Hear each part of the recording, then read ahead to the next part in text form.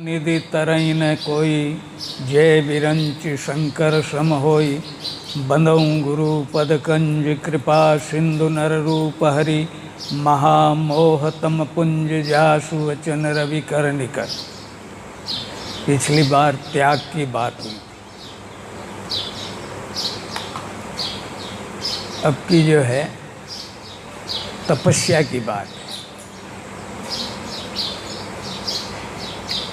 पुत्रवती जुबती जग सोही, रघुपति भगत जासु सुत होई।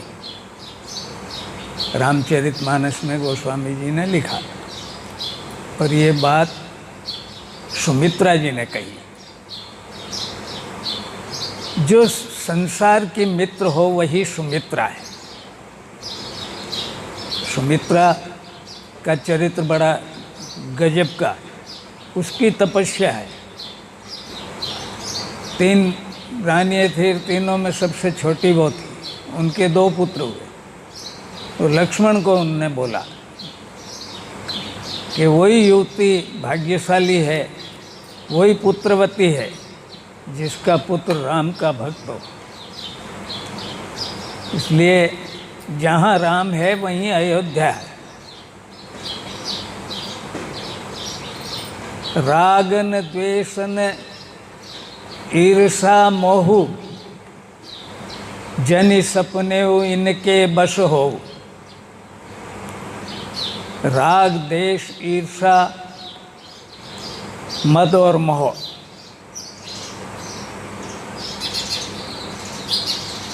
ये स्वप्न में भी तेरे को नहीं होना चाहिए। जब स्वप्न में नहीं होना चाहिए, स्वप्न में कई बार हो जाता है।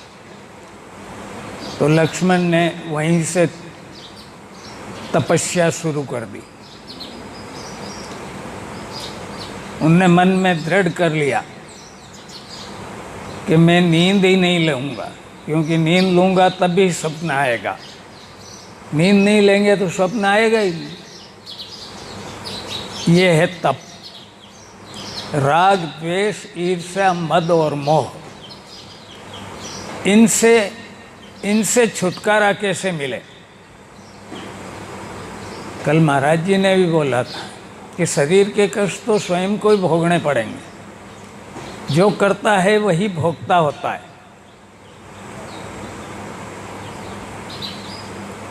तो लक्ष्मण की तरह तप करें।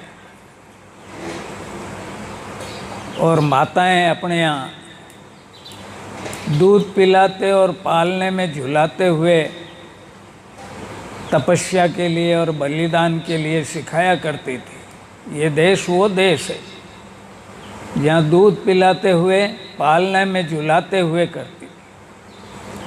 बहुत से प्रसंग अपने यहाँ मारवाड़ में मिलते हैं। आज भी दूल्हा बन के जब लड़का रवाना होता है, घोड़ी पे चढ़ता है, तो माँ उसको दूध पिलाने का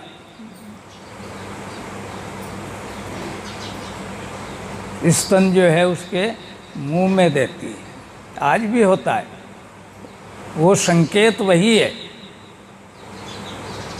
कि तू त्याग और तपस्या और बलिदान को मत भूल जाना बेटा।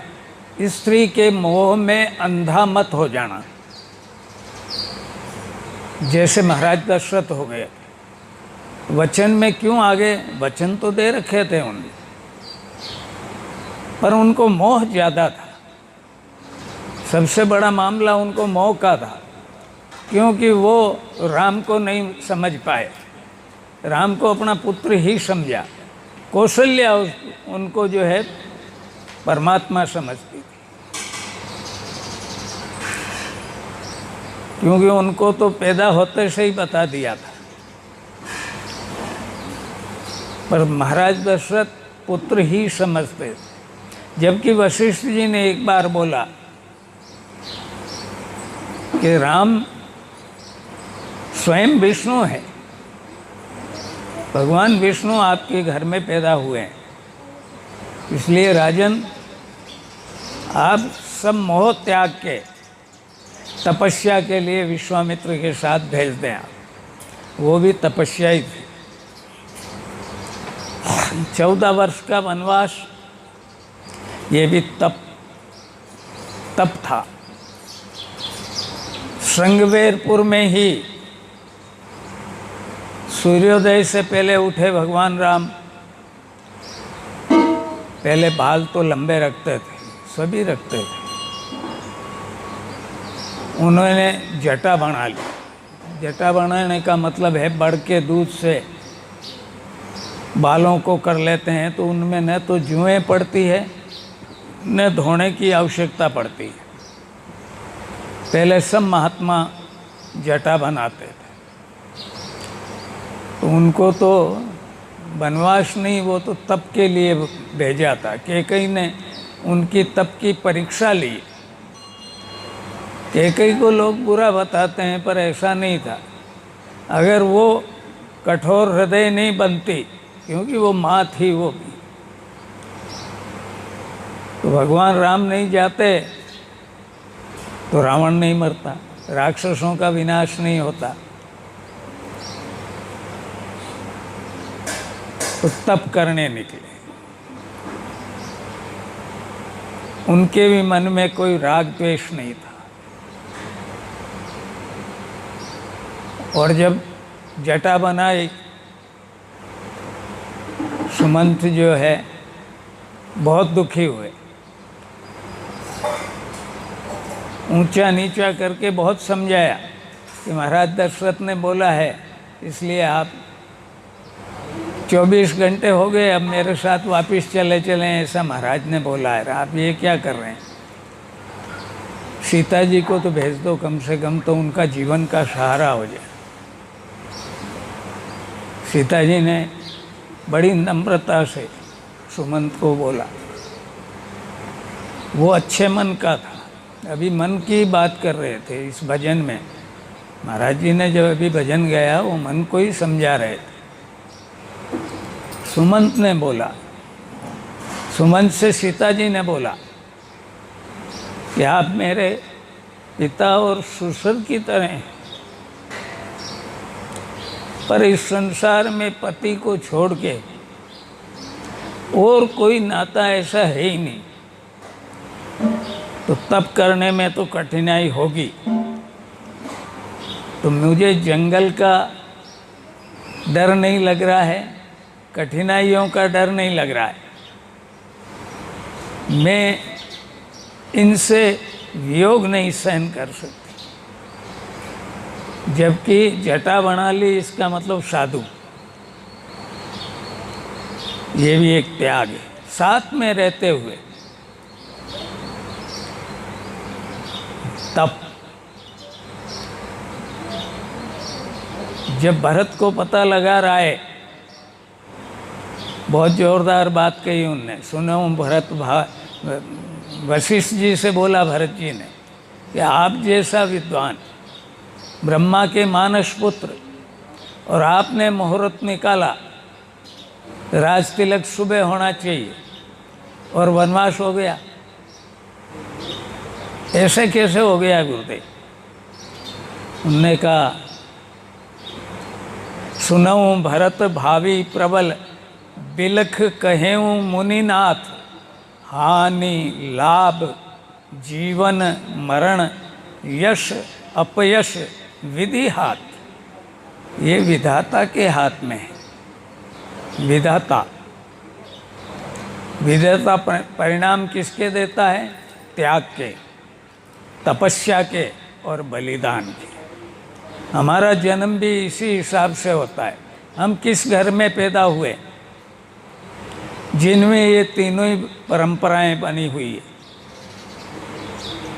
मेरे पिता ने भी बोला कि साधु होना चाहिए, त्याग करना चाहिए, तप भी करना चाहिए। बिना तप के साधु बन जाए तब भी साधु नहीं रह सकता। साधु तप से ही होगा। तप का मतलब ये नहीं है कि पंचाग्नि जला ली और बीच में बैठ गए, यह सब हठयोग में आता है। हट करना तो ठीक नहीं, सहज होना चाहिए। तपस्या भी सहज होनी चाहिए। जैसे मंत्र करिए आप, रीढ़ की हड्डी सीधी रखें, आधा घंटा बैठे, दूसरे दिन ऐसा करो कि 1 घंटा बैठें आप।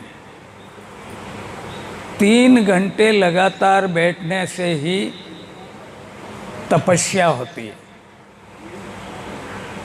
आप घर में भी बैठ सकते हैं, मंदिरों में आते हैं, आपको प्रार्थना है मेरी, मंदिरों में आने का कुछ मर्यादाओं का विशेष ध्यान रखना चाहिए। लिखा हुआ तो बाहर है कि जूते यहाँ खोलिए, और वहाँ फाटक के पास लेके आ जाते हैं। बड़ा विचित्र है, तो थोड़ा अच्छा नहीं लगता है।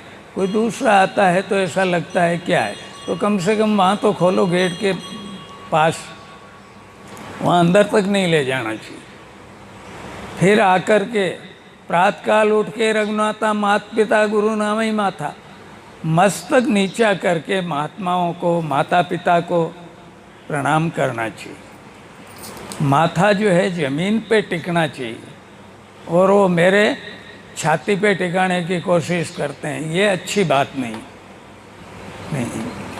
ज़्यादा से ज़्यादा ये है कि आप पाँव से थोड़े से तो दूर रहो। ये क्या तरीका है? मतलब हमको बताया नहीं गया है, बताने वाले माता पिता और गुरु हैं। मैंने माता पिता में गलती समझ रहा हूँ, क्योंकि बीच का काल अपना गुलामी का काल रहा, तो हमारे सब संस्कृति का जो है पथभ्रष्ट हो गए हम।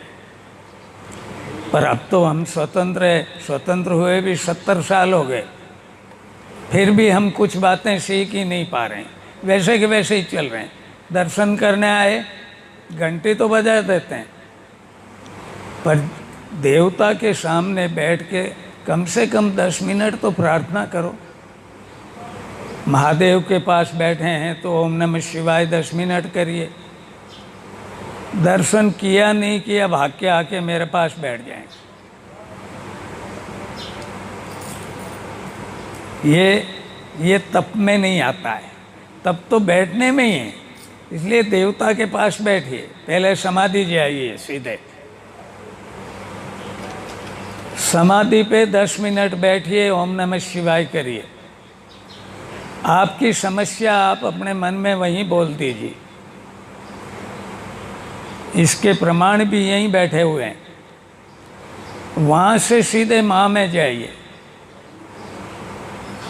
माँ ही ये जितना दृश्यमान जगत है, गौ गोचर जहाँ लगी मन जाई, सो सब माया जाने उमाई। भाई ये माया माँ की है, माँ का विस्तार है, माँ ही देती है। तो जो चाहिए वहाँ बोल के माँ में बोलिए। यहाँ से वैष्णो देवी जाते हो, इतना लंबा सफ़र करते हो, क्यों गए थे? दर्शन करने गए थे, और वो दर्शन भी अच्छी तरह से नहीं होते, धक्कम दुक्की में बाहर निकाल देते।